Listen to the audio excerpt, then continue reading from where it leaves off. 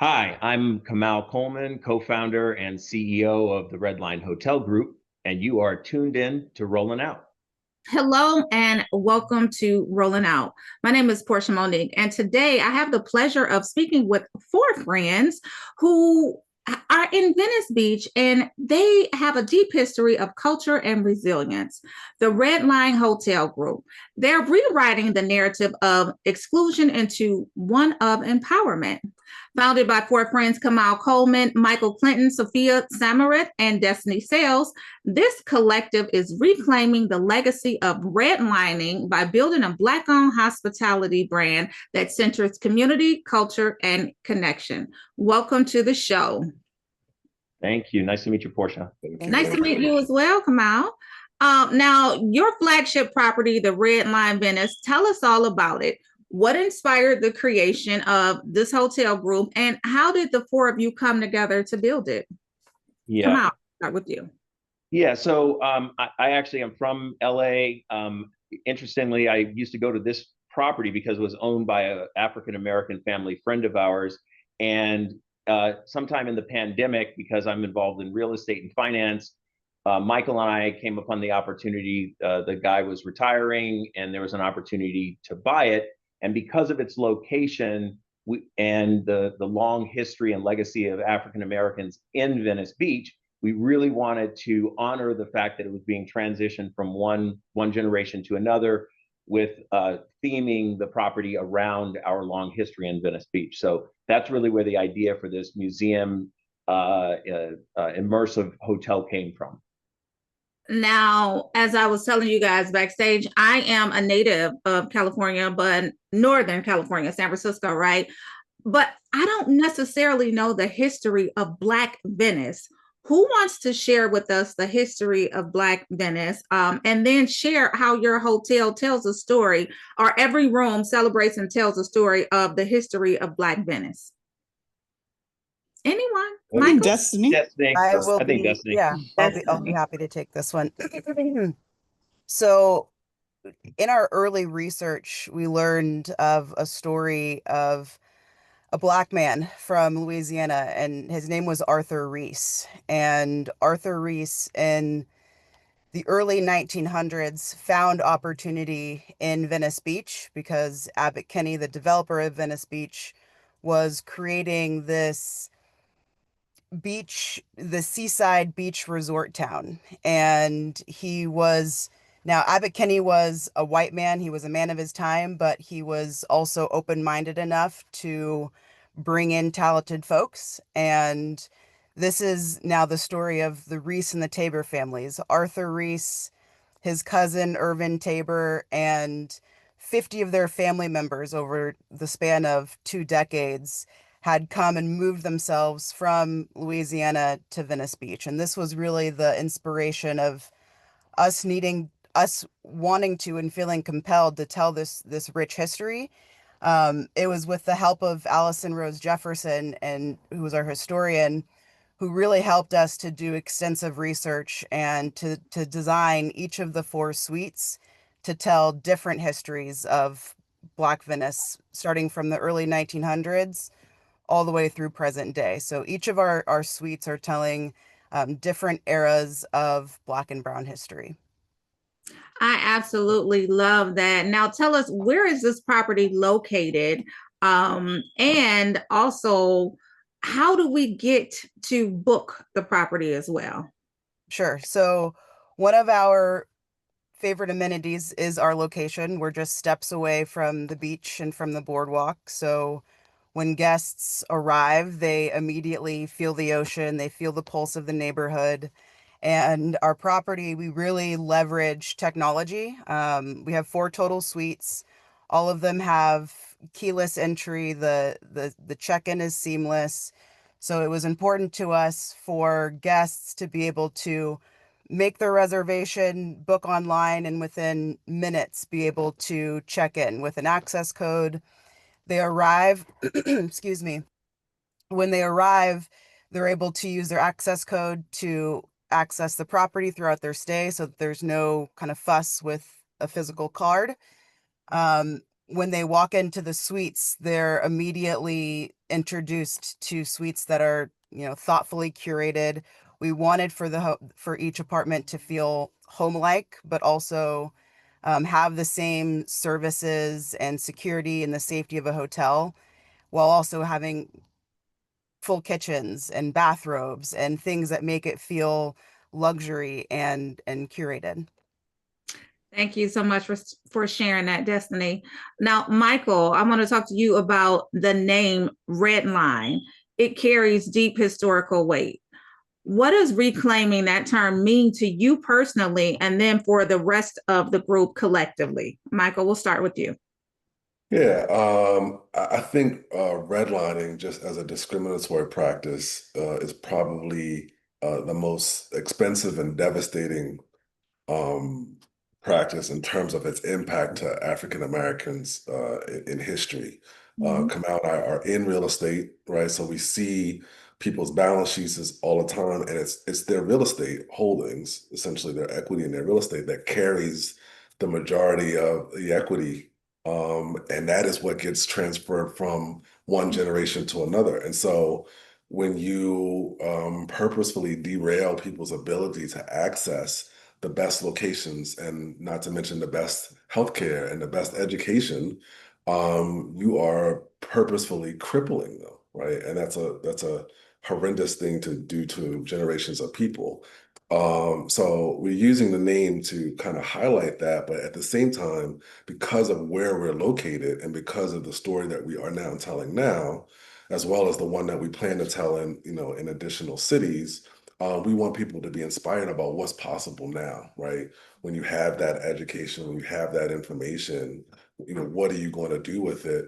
You can sit on it and kind of complain, you can retreat, or you can use it as a source of inspiration and motivation to be part of something bigger and better. And we're inviting the rest of the country to be part of that message and that narrative going forward. I love that.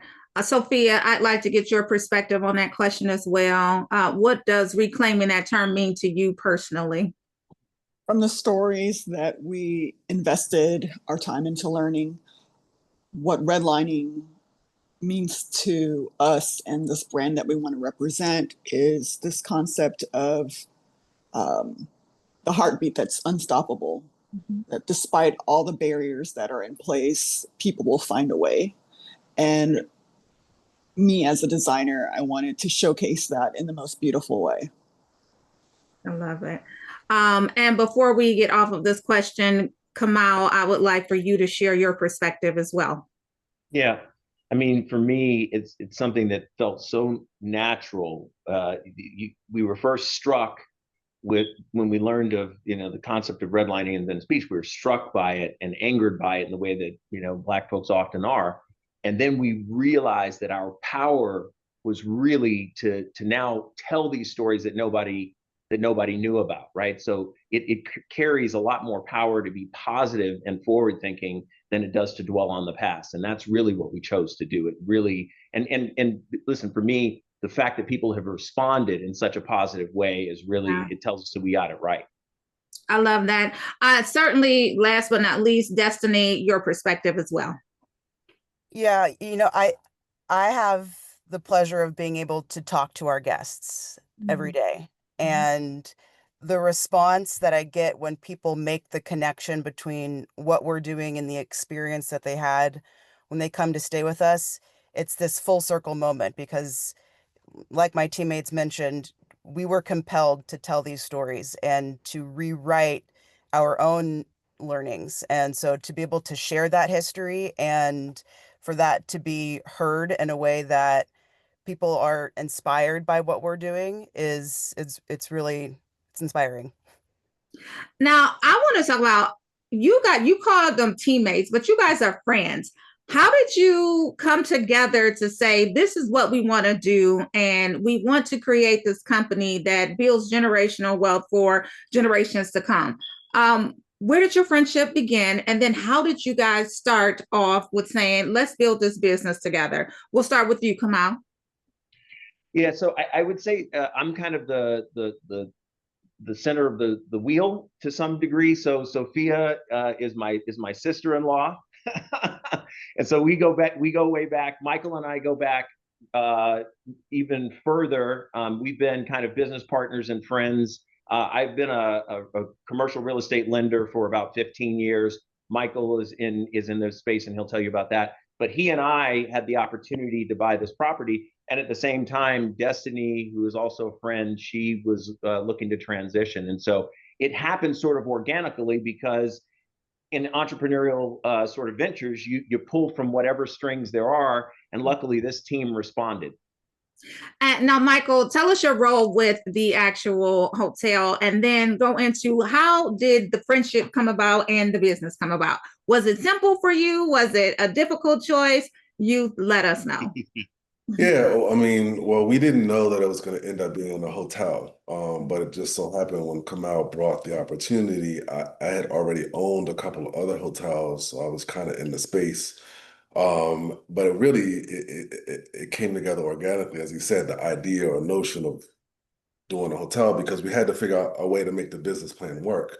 And it's only 4 units. It's in Venice. It's extraordinarily expensive real estate, and so you need to wrap a model around it that will pencil ultimately. And I think Kamal's been kind of the linchpin that brought the four of us together in terms of the roles. And we've been kind of just delighted at the chemistry, the genuine bond. In terms of my role, I'm a principal and probably a strategist in terms of helping us figure out, what are we going to do next, where are we going to go next, how are we going to pay for it, raising capital, and I'm a structured finance, real estate finance guy at my core, as is Kamal, and so that's kind of my role in terms of helping us move forward with this particular property, and then inevitably the expansion to other cities. I love that. You guys have to come to Detroit and then bring it to San Francisco because there is a lack of luxury hotels in San Francisco. It's crazy. Y'all know that, right? Sophia, what about you, your role with the hotel, and then how you decided to get involved with this hotel group? I'm the creative director, so every visual touch point comes back to me. How does it look? How does it feel? Is it authentic? Does it emote the right energy? How did I get involved with this group? Well, like Kamal said, he's my brother-in-law, but it was a transitional time during COVID where I was in my yes season, and prior I've just been a designer, doing hair and then also in the fashion industry. Nice. And I was open to the transition, and I just knew that once I commit to something, I'm 10 toes in. Yeah.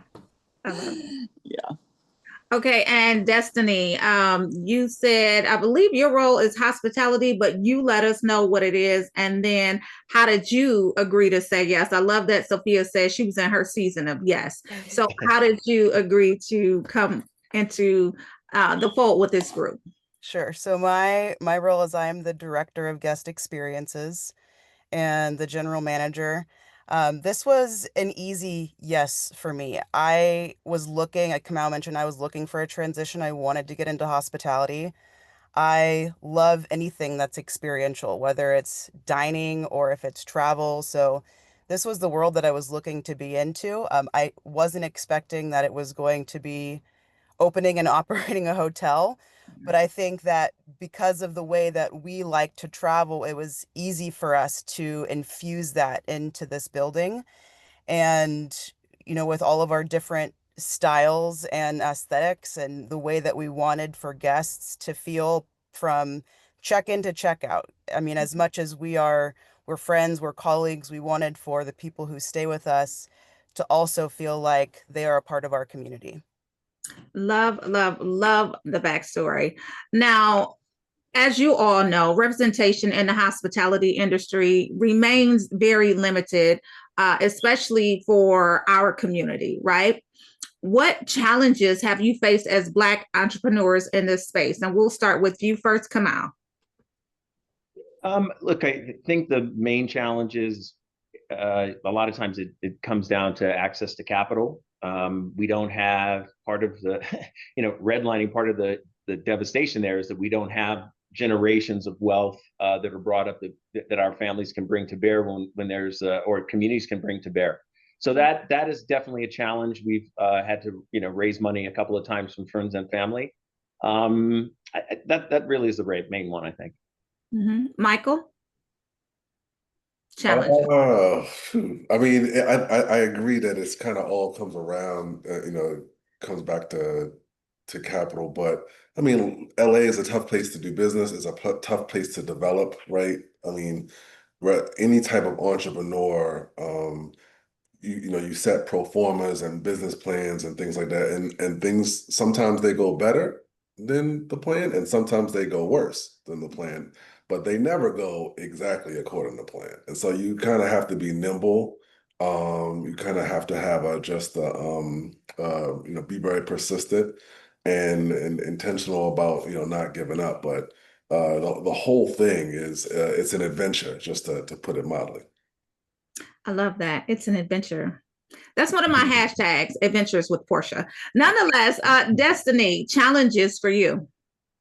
Yeah, I mean, I think that since we've opened, I mean, we have a beautiful product and we want it to be in everyone's mouths. We want for everyone to know about RedLine. And so placing RedLine in the correct circles and having the right people come to our events, and just how do we make this hotel really sing? I think that just the general learning curve of how do we position ourselves so that we can do 10 or 50 of these things it's challenging.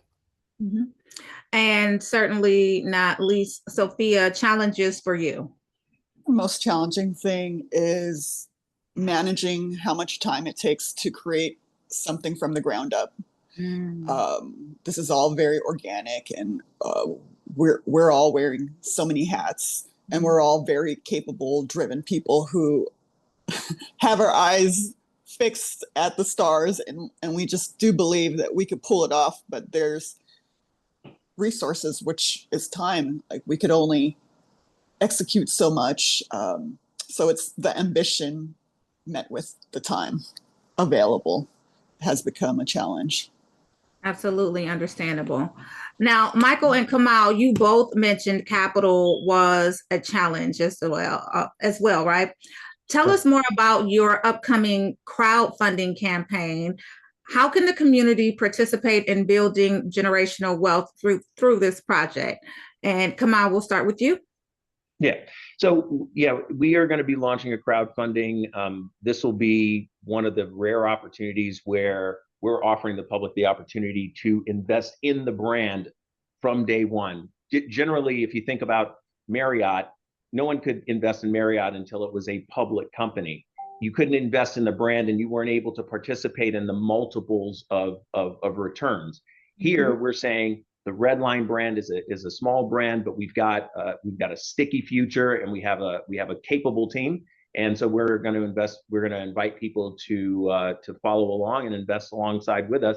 At the end of the day, people become our partners, and that's what we need. We need partners in the community. Yeah. Michael, how can the community participate as well in building this generational wealth through this project?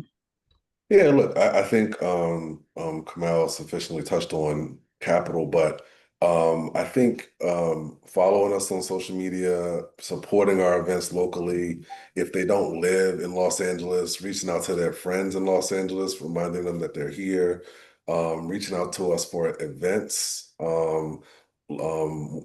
To go back to your challenges questions, one of the challenges was figuring out how big of events could we handle, what kind of events. And so we've figured out a lot of that. So I think they'll be pleased with our ability to kind of curate a package for their birthday party or their engagement dinner or their insert event here. And so it is a great location.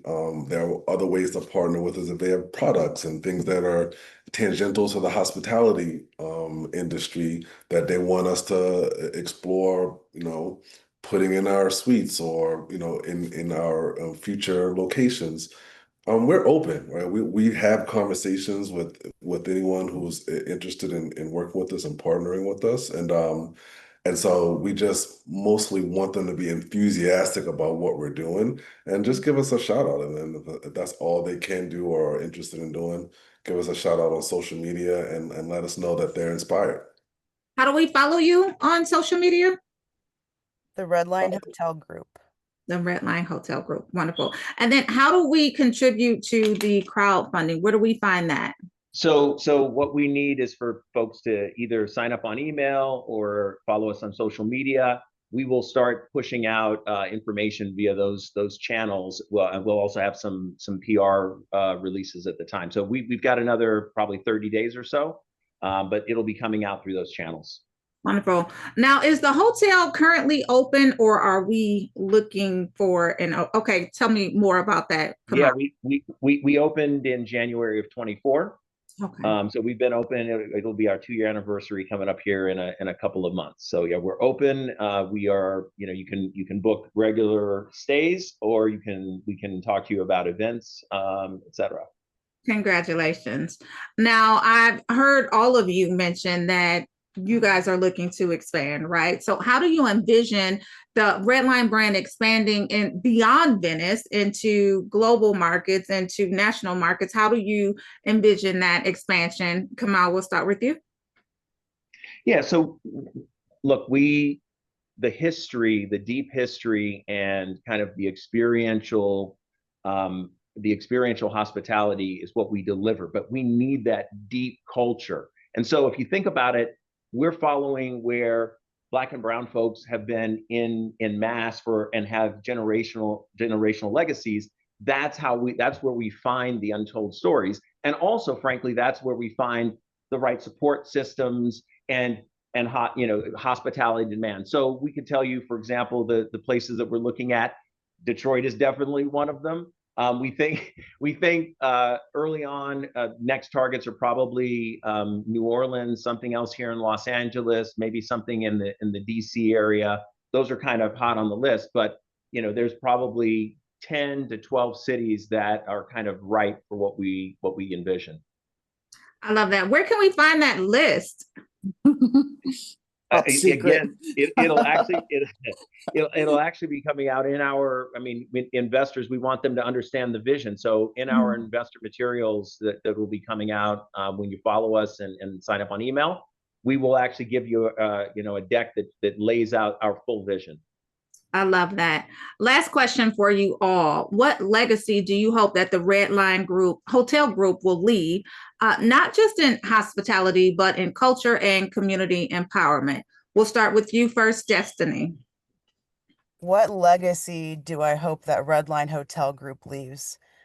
I hope that this is the new way of travel. I hope that people understand and can resonate with this brand that we're building and the way that it feels, the way that it looks, the way that we take care of our guests, and the way that we really invest in the culture and the communities that we go into.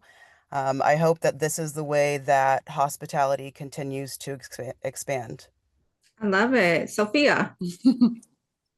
Legacy. I think the legacy that we want to leave, that I want to leave, is this idea of possibility and representation, that we're here, we're doing it, and it's only going up from here. I heard that. Michael. I think that God at his core was a creator, and we all created in God's image. And so I want to encourage people to create, to start that business, to get, whether it's in hospitality or whatever it is you've been thinking about that's on your mind and on your heart to do. You can do it. And you've been kind of pushing against the inclination or the desire, or thinking it might be too hard, but I think we all have great ideas. I think we all have things that are inside us that we're wanting to get out. And the fact that we've been able to get RedLine out, I hope that inspires others to follow their passions and their dreams. Certainly an inspiration. We are made in his image, and so we should be creating. Thank you so much for that, Michael.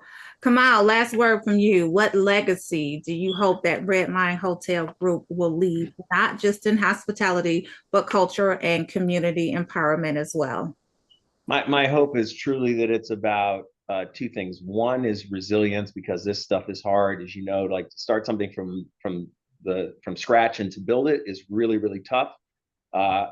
Hopefully we get there. And the other thing is to be authentic about it. I mean, we have built and we continue to find ways to layer our community and other communities in authentically into the property. And so that's what we want to do. It's about authenticity, and it's about creating something that's real. Yeah. Now, thank you guys so much for sharing your story. We certainly appreciate it. It's definitely inspirational.